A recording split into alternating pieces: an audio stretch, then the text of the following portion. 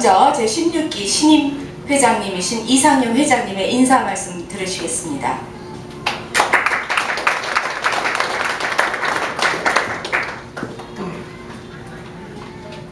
네, 여러분들 안녕하십니까? 이상용입니다. 이렇게 오늘 공사당화하실 수요일 저녁인데 이렇게 많이들 참석해 주셔서 정말 감사를 드립니다. 부족한 사람이 이번에 제16기 민주평화통일자문회의 애틀랜타 협의회 회장을 맡게 돼서 여러가지로 어깨가 무겁습니다. 그러나 오늘 이렇게 모이신 여러분들 보니까 제가 힘이 나고 2년 동안 열심히 맡은 책무를 다해야 되겠다는 사명감이 앞섭니다. 하여튼 오늘 이렇게 와주셔서 감사하고요. 그 다음에 내일 그 16기 출범회의를 위해서 멀리 한국에서 우리 민주평통사무처의 김은식 국장님 이번에 추진단장님으로 오셨습니다. 그리고 그 다음에 여기 지난번에 2년 전에 오셨던 김영수 교수님, 서강대학교 현 교수님이시고 대북 전문가십니다. 그래서 한국의 그 신문에도 많이 기고를 하시고 아주 유명하신 분인데 또 우리 내일 강의를 위해서 이렇게 멀리서 와주셨고요. 그 다음에 백찬종 우리 남부 과장님이십니다. 같이 오셨고, 그 다음에 이재호 주무관께서 또 함께 오셔서 네 분이 오늘 공항에서 들어오셨습니다. 아직 여독도 안 풀리시고 시차도 있는데 불구하시고 오늘 저녁에 우리 동포들의 여러 의견들을 듣기 위해서 이 자리에 참석해 주셨습니다.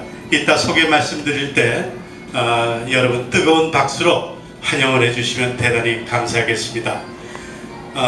오늘 하여튼 모이신 거는 우리가 그동안 미국에 살면서 우리 민주평통의 여러 가지 하는 일들을 잘 모르시거나 또는 그동안의 우리 정부의 대한민국 정부의 평화통일 정책에 대해서 여러 가지로 의견을 주실 분들은 오늘 다양한 의견을 주시면은 우리 김은식 추진단장님께서 거기에 대해서 설명도 해주시고 그런 자유로운 시간을 갖기로 하겠습니다.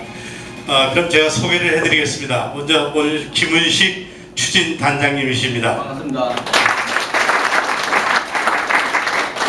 지금 현재 민주평통사무처의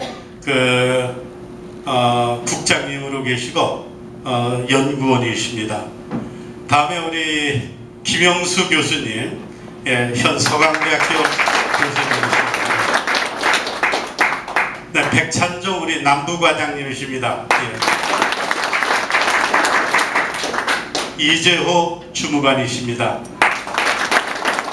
이번 추진단 중에서 가장 연수하신 걸로 제가 아는데 아주 열심히 아까 보니까 일을 하시더라고요. 감사드리고요. 자, 이제부터는 김은식 국장님께서 잠깐 인사 말씀과 함께 우리 민주평화통일에 대한 정책 설명을 해드리고 그 다음에 이제 여기 오신 우리 지도자들께서 여러 가지 의견을 제출하시고 또 궁금한 것이 있으면 질문을 해주시면은 상세하게 답변을 해드릴 것입니다. 네, 우선 김은식 국장님. 네, 애틀랜타 오면서 제 한편은 또 제 마음이 조금 무겁기도 합니다. 여름 가면은 수석 부의장님이나 처장님께서 이제 좀 크고 이런 도시는 가셔야 되는데 또 일정상 그러지를 못하니까 제가 대신하는 게 조금은 제 마음이 조금 그렇습니다. 그거는 다음에 언제 또 수석 부의장님이나 처장님께서 아마 여기는 방문하게 될 겁니다. 먼저 바쁘신 가운데도 이렇게 각 단체 회장님들 또 우리 자문위원들 이렇게 저희들을 환영해 주시고 공항까지 와서 저희를 영접해 주신 것 너무 감사를 드립니다. 여러분 잘 아시다시피 대한민국에 제가 보니까 굉장히 자랑스러운 역사를 쓰고 있는 것 같습니다. 제가 여기 와서 한국인이 이렇게 자랑스럽구나 해 나갈 때마다 요즘은 느끼는데 지난번에 최근 느끼는 게 이제 키르기스탄이라고 있습니다. 5월달에 갔는데 거기서 K-팝 대 청소년 K-팝 대회를 했는데 한 2,000명 이상이 모였어요. 처음에 한 800명 정도를 생각했는데 그걸 하면서 이제 저희 통일 퀴즈도 내고 있는데 아 대단하구나 우리 한국이 이런 걸 느꼈습니다. 물론 이렇게 이제 한국의 국격이 상승되는 데는 여기 계시는 그 동포 대표님들께서 일찍이 그 산업화 시대에 나오셔가지고 우리 그 대한민국이 발전할 수 있도록 헌신하고 노력했던 덕분이 아닌가 이렇게 생각합니다. 감사를 드립니다. 그리고 민간 외교 활동, 특히 통일 기반 구축을 위해서 힘써 주시는데 깊이 감사를 드립니다. 지난 1월 이제 새로운 정부가 들어서면서 저희들은 정부가 4가지 국정 기조로 이제 경제 부흥하고 국민 행복, 문화융성, 통일 기반 구축입니다. 국정 기조로 해가지고 통일 기반 구축이 들어가는 것은 처음입니다. 그래서 그만큼 시대적인 과제가 아닌가 이런 생각이 듭니다. 여기 계시는 그 대표님들께서 이 지역사회에서 주도적인 역할로 통일 기반 구축과 도민 화합을 위해서 이끌어 주셨으면 굉장히 감사를 드리겠습니다. 저는 저희 그 단은 내일 그 출범회의가 있습니다. 그 출범회의에 참석차 이렇게 왔습니다. 출범회의차 왔는데 애틀란타를 하고 마이애미, 달라스, 덴버 또 한 군데가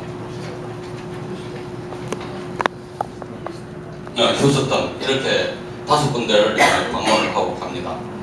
아무튼 2년마다 이렇게 출범회를 개최하게 되는데 이런 기회에 이제 자모님과 동포 대표님께서 한 자리에 이제 축제 분위기에서 이렇게 출범회를 하고 저희 그 이상용 회장님 중심으로 좀 이 사회가 이 동포 사회가 화합과 통일 기반 구축을 위해서 할 수 있도록 좀 많이 회장을 이뤄주셨으면 합니다.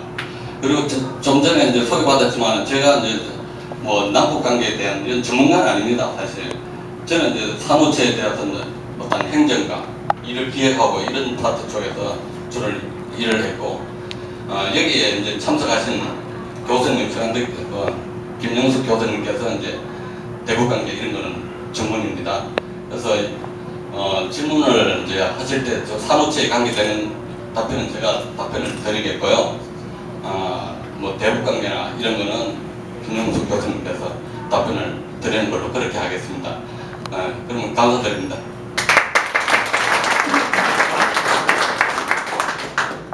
하나님의 건립 기금으로서 저희 16기 회장님께서 개인적으로 후원금을 전달하시겠다고 합니다. 이상현 회장님 앞으로 나와주시고요. 또 건립기금 후원회 위원장님이신 김백규님께 시범 케이스로 아마 첫 후원금이 전달되는 걸로 알고 있습니다. 거금 1,000불을 전달해 주시겠다고 전해 주십니다.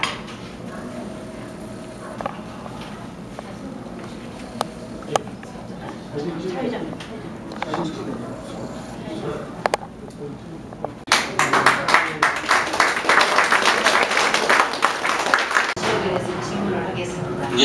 지금 조금 전에 보셨듯이 이상영 회장님께서 우리 아틀란타 한인 건축을 위해서 지금 후원금을 주셨거든요. 예. 근데 제가 지금 생각하기에는 우리 총청에 있는 한국에서도 미국만 그러니까 평화만 부르지 미국에만 빵만 보내는 게 아니라 아틀란타 지역에 있는 한인의 이 건물을 우리가 재건설하는데 좀 도움이 될 일이 있으신가요? 여쭤보십시오.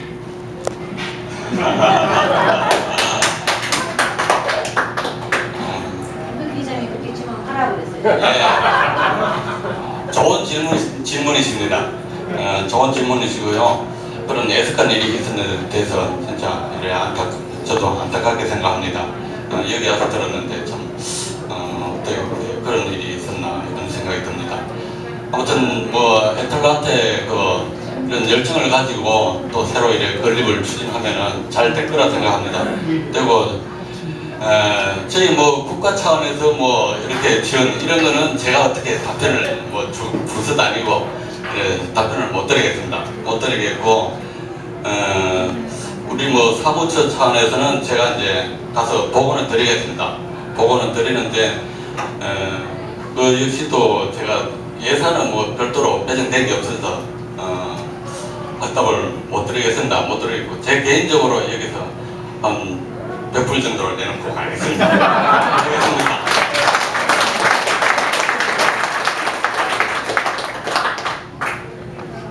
저희 한일회 간의 그 권익기금을 이렇게 주시니까 저도 답례를 해서 질문을 하나 드리겠습니다. 저도 사실은 과거에 좀 일을 해봤는데요.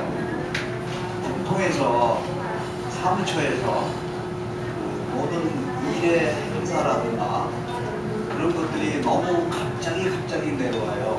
예를 들자면 이제 우리가 모임을 하는데 언제까지 그걸 해야 그리고 예를 들어서 좋은 일입니다만 포상 문제 이런 것도 그게 일비행이다. 금방 이제 한 10일, 15일 여기부터 이렇게 급하게 내려보내니까 여기서 일하시는 분들이 그 시간에 딸려서 쫓겨서 그 일하는 그 뭐라 그럴까요? 퀄리티 그것이 별로 그렇게 좋지 않은 것 같습니다. 과거에도 뭐 제가 할 때도 그런 일이 있었고요. 갑작스럽게 이게 뭐 일이 내려오니까 여기서 일하시는 분들이 당황하고 그것을 미리 시간적인 여유를 주셔서 미리 좀 내려보내시면 여기서 일하시는 분들도 수고하고 좋은 의견이라든가 그 이제 일을 하려는 동포들의 그 생각 뭐 이런 것들을 하시는데 그런 것들 시간을 주셔서 동포들한테 질문하고 질문서들을 보내주시고 대답해서 우리 보내드릴 수 있도록 시간적인 여유를 주셨으면 합니다. 예, 감사합니다. 저희들이 일하다 보면 사실 그런 감이 있습니다. 있고 특히 지난번에 뭐 분장 이런 거는 일정에 쫓기고 요번에 이제 또 이쪽 관계가 좀 그렇습니다. 당초의 계획은 좀 일찍 해가지고 뭐 마무리를 하려고 그랬는데 이쪽 하는 과정에서 또 수석 부회장님도 또 새로 바뀌시고 처장님께서 또 바뀌시고 이래가지고 좀 일정이 늦어졌습니다. 죄송한 말씀을 드리고요. 사무처가 적극적으로 반영할 수 있도록 이렇게 추진을 하도록 하겠습니다. 감사합니다.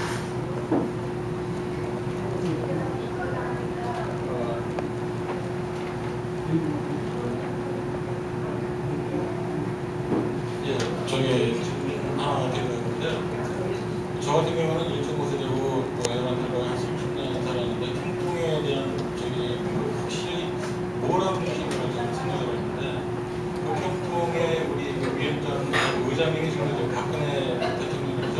네.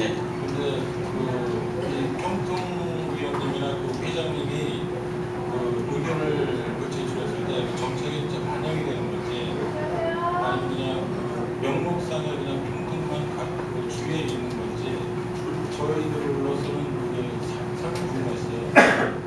그러니까 저희들이 내는 목소리가 진짜 어떤 때는 그게 한국 대한민국의 그 정책에 반영이 되는 건지 아니면 그냥 저희들이 평통위원이나 그 회장님 그냥 지시만 받는 입장인지 그거에 대해서 예, 그 민주평통의 이제 기능은 저희 그 대통령께서 그 평화통일 정책 수립에 대해서 자문을 하고 건의를 하는 기관입니다.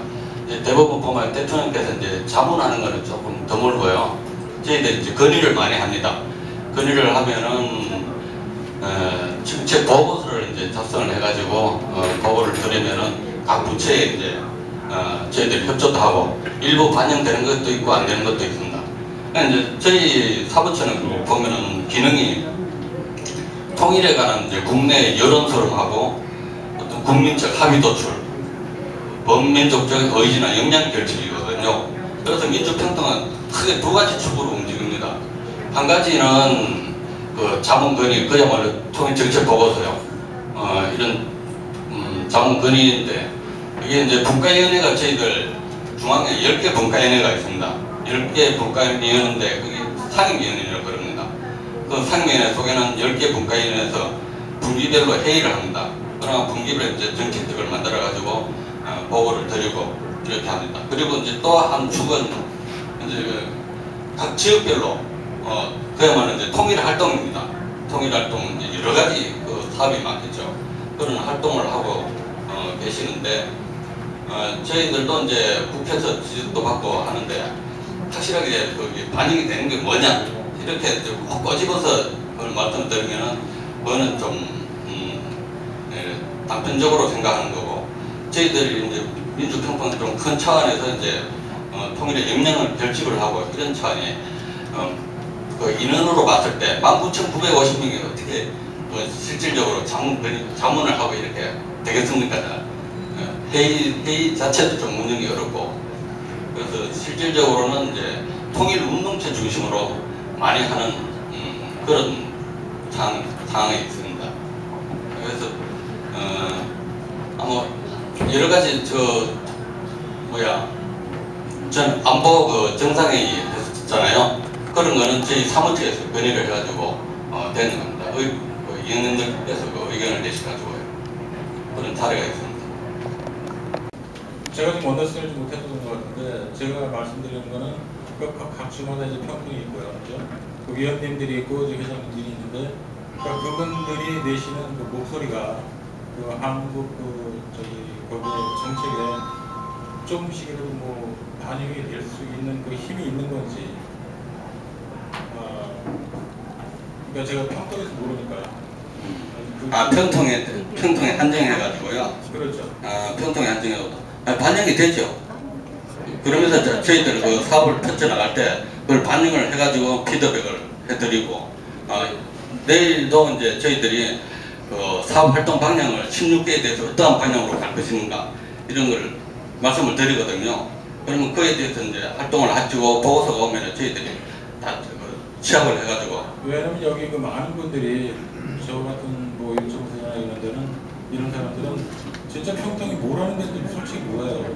네. 그래서 그 홍보가 좀 굉장히 많이 필요할 것 같아요. 좀 그 1.5세대나 2세대나 저희 이런 애들이 좀 많이 이렇게 인볼브 할 수 있도록 하는 그 홍보가 굉장히 많이 있어요. 예. 많이 부족한 것 같아요. 예. 그래서 이제 저희도 그 자문위원 영입 자체를 그 1.5세대 젊은 층 중심으로 자꾸 폭을 넓혀가고 있거든요. 아마 해외에서도 그럴 겁니다. 과거에는 뭐 어디 정부 요직이나 이런 데 뭐 좀 안 계시지만 요즘은 이제 전부 다 해외에서 젊은 층들은 요직에서 활동하는 분이 많거든요.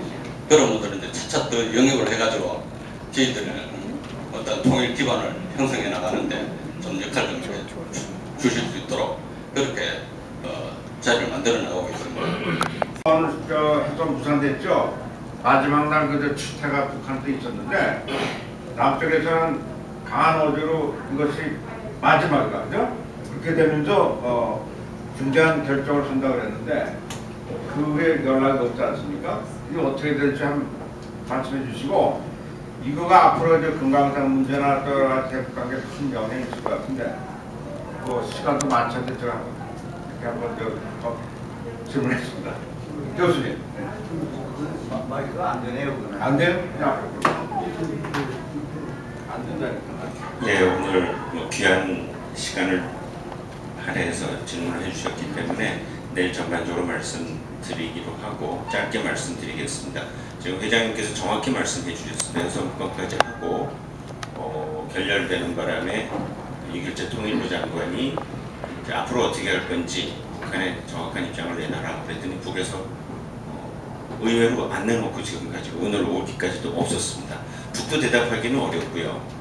파탄이다 라고 안 하고 파탄의 위기로 갈 수도 있다 이렇게 해서 북도 정확한 대답을 안 하니까 결국은 개성공단 실패의 책임을 서로 선언적으로는 안 지겠다는 입장이기 때문에 그래서 또 가능성도 있지 않느냐 하는데 한 가지는 첫째는 123개의 기업 대표들이 우린 다 죽었다 좀 어떻게 해달라고 하지만 지금 벌써 한 3분의 2는 이제 거기는 가능 없다.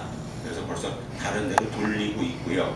정밀 기계는 이미 오랫동안 돌지가 않아서 이번에 가서 보수는 했지만 워낙 짧았고, 그리고 앞으로 또 이런 일이 일어날 가능성이 있기 때문에 투자하는 사람은 바보가 아니냐 이런 생각도 하고 있습니다. 사실 123개 중에 70개 정도는 흑자로 전환이 됐었는데요. 뒤늦게 들어간 기업들이 제대로 아직 투자한 만큼 받지를 못하는, 그래서 정부에서 적극적으로 손실을 보전하는 쪽으로 간다면 다시 들어가라고 해도 거절할 수 있는 기업들이 지금 늘고 있는 입장입니다. 두 번째는 북한은 말만 그럴듯하게 하지 실제로 재발 방지에 대해서는 확답을 하고 있지는 않습니다. 그래서 제가 한 말씀 드리면 남북 간에 합의한 게 딱 한 자입니다. 재.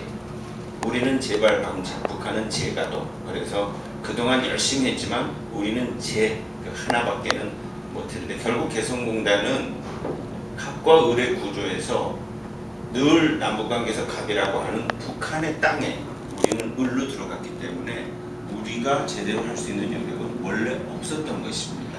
신기하게도 지금까지 잘 유지되어 왔지만 북한 담당자들은 늘 삼성 같은 하이테크 기업만 들어오면 바리케이트를 서울 쪽으로 다시 내려쳐서 모두 우리가 갖겠다는 얘기를 농담처럼 해왔기 때문에 사실상 개성공단은 박근혜 대통령께서 얘기하시는 것처럼 이런 일이 다시 일어나지 않도록 확실한 보장이 없으면 다시 시작할 수 없다는 것이 지금 입장입니다. 결국 그동안에 많은 손해를 보는 개개인의 아픔은 있지만 남북관계의 정상화를 위해서 지금 아직 완전히 결렬된 건 아니지만 가능성은 크지 않다. 중국 기업이 들어오라고 하는데 중국은 개성은 변방 중에 변방으로 생각하고, 물류 여기 하시는 분 계시지만 유통에서 물류가 되질 않아서 중국 기업은 들어오지 않습니다. 중국이 안 들어오면 들어올 수 있는 기업이 어디 없어요. 그런 상황이라서 조금 더 지켜봐 주시면 좋겠습니다. 내일 더 상세하게 말씀드리겠습니다.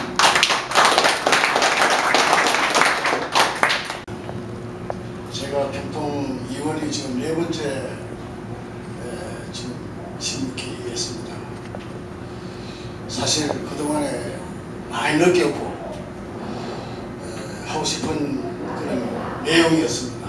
하나의 민주평통 의원들의 그 내실이는 발전이라면 발전일 것이고, 또 이런 말을 많이 합니다. 제가 듣기에도 부끄럽기도 하면서 뭐 저런 게 평통 뭐 하는 놈이야 뭐 이제 통상적인 그런 말들을 하는데, 최소한도 민주평화통일 자문위원이 되려면은 신청을 할 때, 위원으로 선발을 할 때 자기가 뭔가 큰 일을 하기 위해서 어디 뭐 참 학교 급장이 나와도 자기 소견 정견 발표를 하듯이 일일이 시간을 내 가지고 정견 발표를 할 수 있는 환경은 아니고, 그래도 자기의 통일 소견은 몇 장이라도 참 첨부하는 그런 그 심사의 그 어떤 내용, 내실 있는 내용이 되어야만이 그래도 참 그런 사람을 좀 뽑았으면 하는 이런 생각이 있습니다. 지금 뭐 몇 차례 하고 있지만은 욕 되게 먹고 있습니다, 솔직히 말해서. 그래서 선별을 할 적에 좀 그렇게 했으면 내실 있는 평통 의원들이 되지 않겠느냐 이렇게 생각을 하고, 그 다음에 선발을 하는 데 있어서 사실 몰라서 제가 묻는 겁니다. 현지에서도 뭐 몇 %는 선발을 하고 심사 선발을 하고 저 중앙에서도 한다 이런 말을 합니다. 그래서 여기에서 선별을 한다는 것은 그래도 심사 개념이 되겠지만 저 위에서 몇 사람을 몇 %를 심사한다고 하면 뭘 심사하는 겁니까? 그래서 좀 그런 면에서 좀 궁금합니다. 말씀해 주십시오. 좋은 지적 감사드립니다. 항상 이 보면은 이 졸업하고 나면 말씀 이런 제적들이 있습니다. 그런데 이제 그런 문제가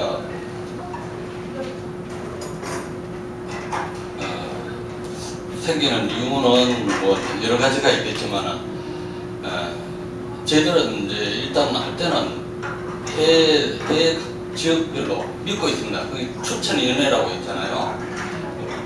아무래도 이제 추천위원회를 통하면은 그 지역사회에서 추천위원회가 공간 중심으로 해가지고 그래도 이제 덕망이 있고 좀 인격적으로 좀 존경받는 그런 분들이 이제 모여서 추천을 하지 않겠나 그런 생각을 가지고 있고요.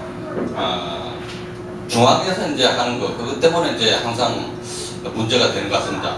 금년에도 한 200, 제가 알기로는 270명, 300명 정도로 계획을 했는데 그 정도로 알고 있는데 그런 문제는 왜 생기는가 하면은 국내도 역시 마찬가지입니다. 국내도 마찬가지인데 국내는 이제 지방자치단체장 이제 뭐 국회의원 뭐 추천하는 분들이 있습니다. 그런 분에 이제 사무처장님이 이제 추천하시는 분이 있는데 이런 경우가 이제 발생하는 거는 저희들이 지침을 내려보낼 때 남성 몇 프로, 여성 몇 프로 뭐 이런 이제 큰 정책적으로 가는 방향이 있지 않겠습니까? 젊은 층들을 좀 영입한다든지 여성들을 좀 확대한다든지 이렇게 하는데 그 지침을 내려보내면은 그 지침 대로 안 옵니다.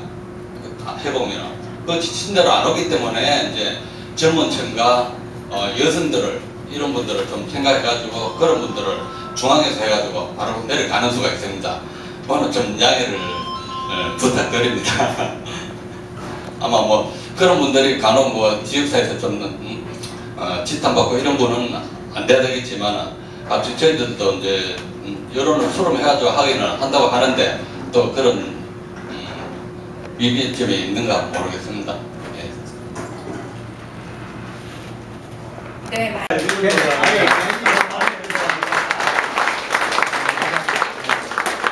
그리고 내일 또 우리 중대한 그 출범식이 있습니다. 여러 가지로 도와주시고요. 오늘 또 이 피곤하신데도 불구하시고 오늘 이 자리에 참석해 주신 우리 한국에서 오신 김은식 추진단장님, 김용수 교수님, 백찬종 과장님, 이재호 주무관님한테 깊은 감사를 드립니다. 오늘 저녁 또 편안히 주무시고 내일 또 출범식에서 뵙겠습니다. 하여튼 오늘 참석해 주신 우리 위원님들 그리고 내민 여러분께 진심으로 감사를 드리면서 이 애정을 우리가 끝나는 2년 동안 그대로 좀 계속 저희들에게 관심 기울여 주시고 또 도와주시기를 간곡히 부탁을 드리겠습니다. 고맙습니다.